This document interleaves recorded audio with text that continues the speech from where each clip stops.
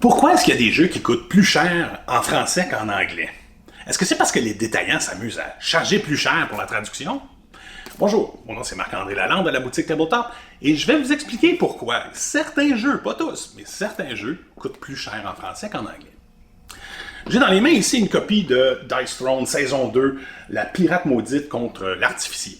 C'est un jeu à l'origine de Roxley Games. Roxley Games, c'est une compagnie canadienne en Alberta qui a produit le jeu Dice Throne il y a plusieurs années et ça a été un gros succès. Ils l'ont fait qu'en anglais, ils l'ont pas fait en français, en grec, en espagnol, en rien d'autre. Ils l'ont fait en anglais pour des raisons qui leur appartiennent, probablement parce que le marché anglophone les satisfaisait à ce moment-là. Ils se sont dit, si ça fait un succès là, on est déjà content. La version française est arrivée beaucoup plus tard. Pas par Roxley Games, par Lucky Duck Games, ici.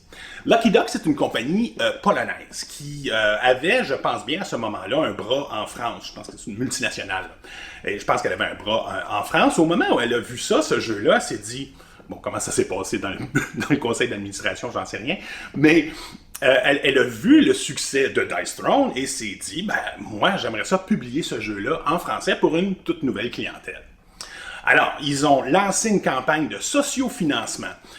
Ça a pris du temps et éventuellement, une fois qu'il y avait assez de gens qui s'étaient commis à acheter la version française, ils ont fait la traduction, ils sont allés en production, et une production de jeu, là, bien souvent, c'est des composantes un peu partout sur la planète. Les miniatures sont faites en Pologne, pendant que les cartes sont faites en Lituanie.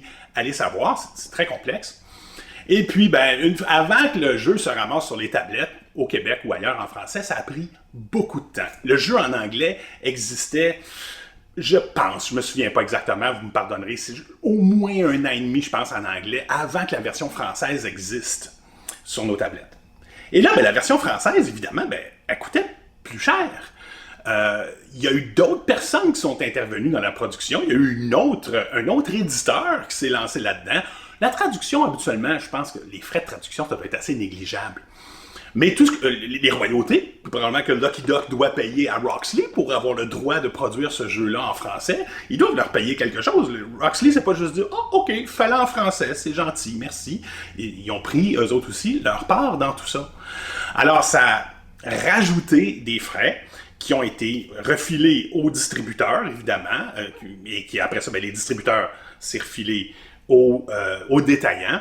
Puis finalement, aux consommateurs, les jeux sont pas identiques en fait. C'est que le jeu original de Roxley en anglais a été produit à un moment donné, il a coûté un certain frais.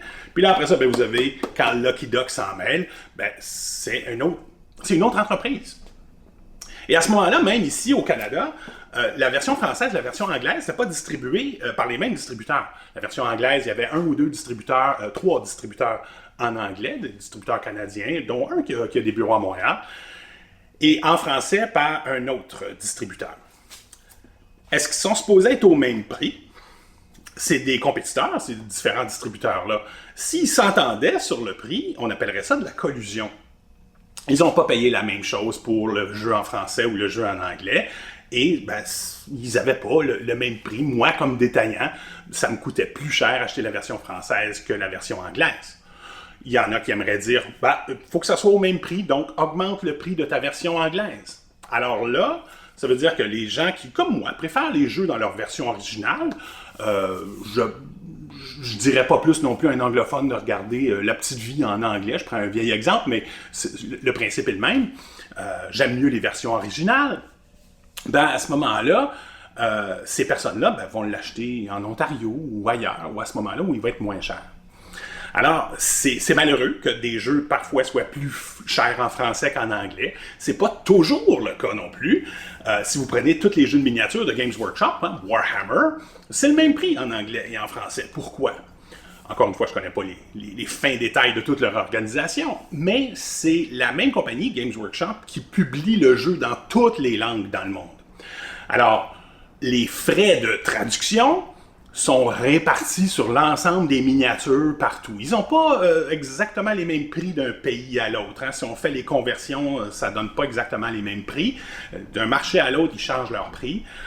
Cela dit, au Canada, acheter le livre de règles en français ou en anglais, c'est au même prix à la boutique Tabletop ou ailleurs.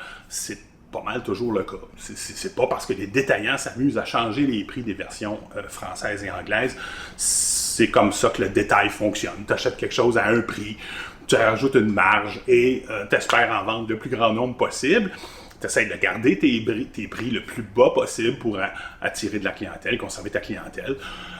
Après ça, c'est le marché qui décide, c'est qui a produit le jeu qui, dans le fond, décide de son prix.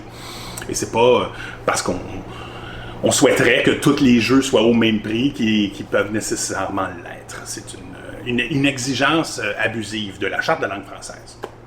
Alors, j'espère que ça ajoute de l'eau au moulin, j'espère que ça vous fait réfléchir sur les enjeux autour de la loi 96. Et puis, il y a une pétition à signer si on veut exclure les jeux de la loi 96. Partagez-la avec le plus grand nombre. Et puis, au plaisir!